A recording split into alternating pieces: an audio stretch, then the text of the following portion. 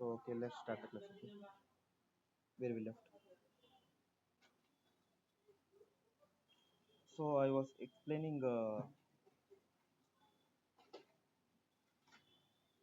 something about this if else statement, right?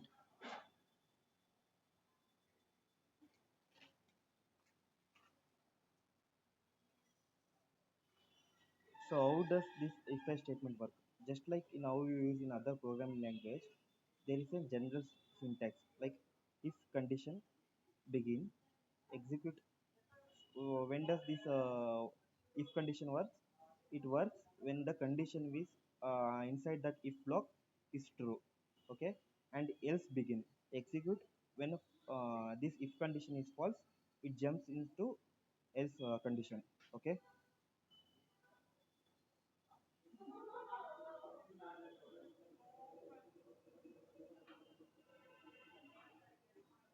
And just like that, uh, I will explain this multiplexer when I am going through that concept, right? Just don't think about this cell, okay, select, okay. So what I am trying to say is that it evaluates condition inside the parenthesis, okay. If there is a given condition inside that if block, if that condition becomes true, think like now you have a is equal to 1, okay. Now condition inside will be if a is greater than 0, then execute this line inside that if block, okay. Now we have a is equal to 1, right? Then of course a is greater than 0, then it will begin that blocks and execute everything inside that blocks and end. Or else if the condition is if a is equal to minus 1, means it will check for condition in if blocks. If it doesn't like it passes the condition, it doesn't passes the condition, means it will execute the else block, okay. I hope like everyone will be know about this if else condition, okay. Just like what I said, if I am trying to do something, if I will be correct in I will be correct in some conditions, I will be false in other conditions, okay. If I am will be correct in some conditions, means it will work.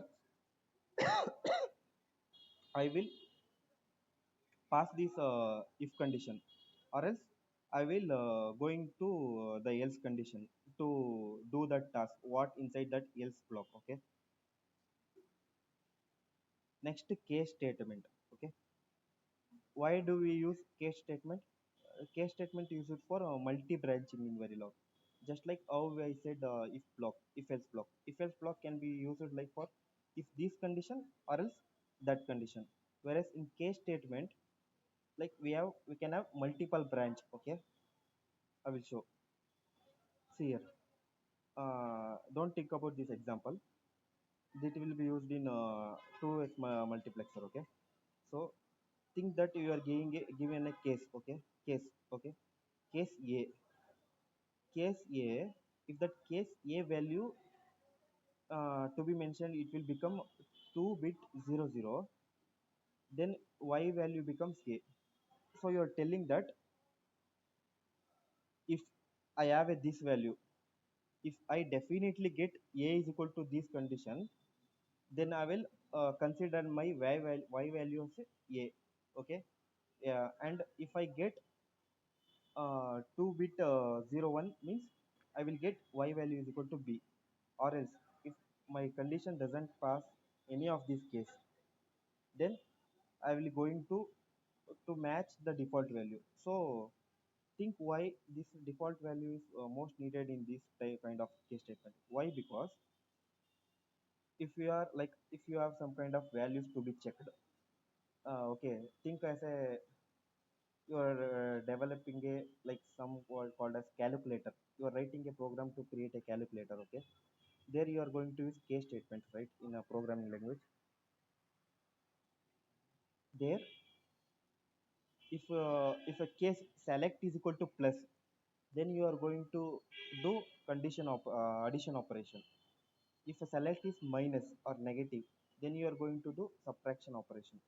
Just like that, if if your select some other things like alphabets or any other things as a condition where you can't proceed that conditions, right? So you need to tell that program, I can't accept this kind of values, okay? That time it will show error. But if you use default case, okay, like if you user passes any other input or operator, it should know like what should I do in like in these kind of conditions, okay? So if user passes any condition, then if none of the condition matches that condition or operator, it will run this default case, okay?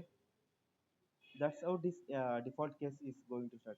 Like if you are going to start with a case keyword, inside that you are going to mention which variable you are going to use a set case keyword, and you need to mention some cases. Along with that you are going to write you need to write a default case to perform tasks if you any of these cases are not matched, and you are going to end that case block using end case keyword, okay? So there is a comparison between if else and case, where if else is only used when there are two choices, okay.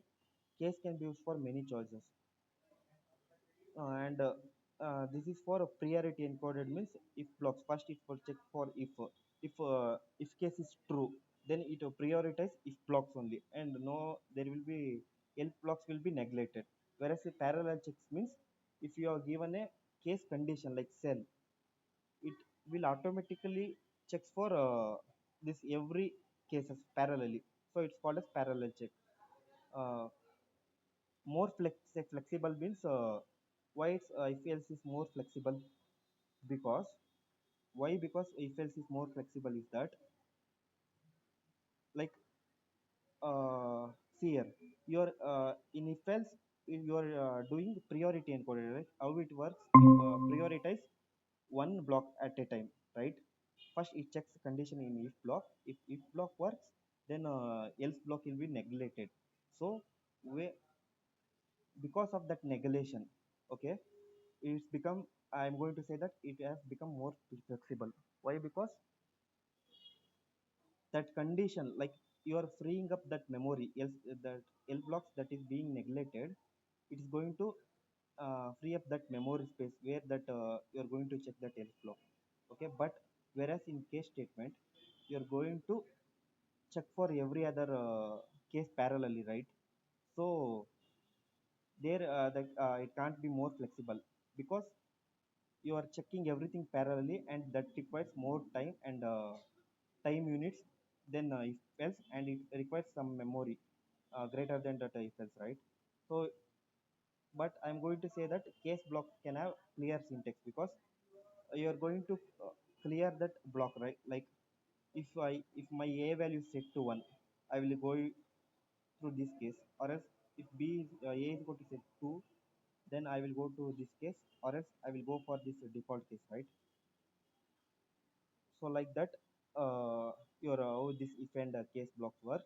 And why it hard to read means you can't like sometimes people like low IQ can't check their conditions, right?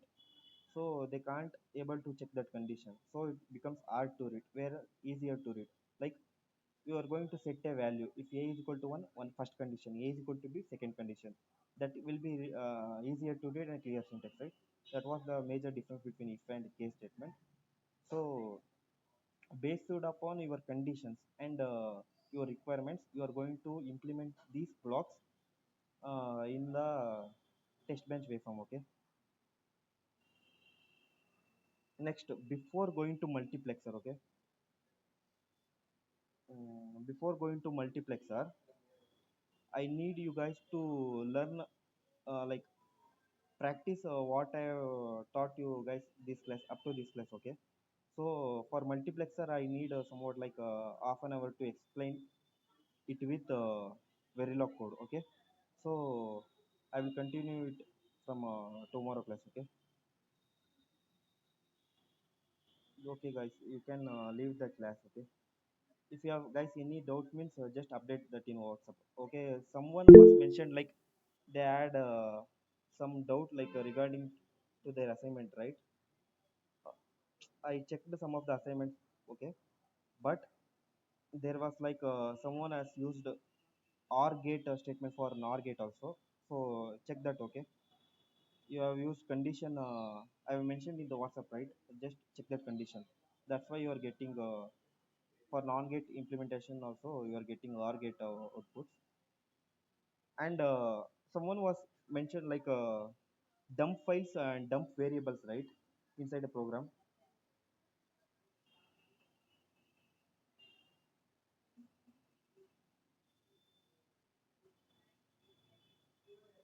Someone has mentioned the dump files and dump variables, okay. I will going to explain that also in the later classes, okay.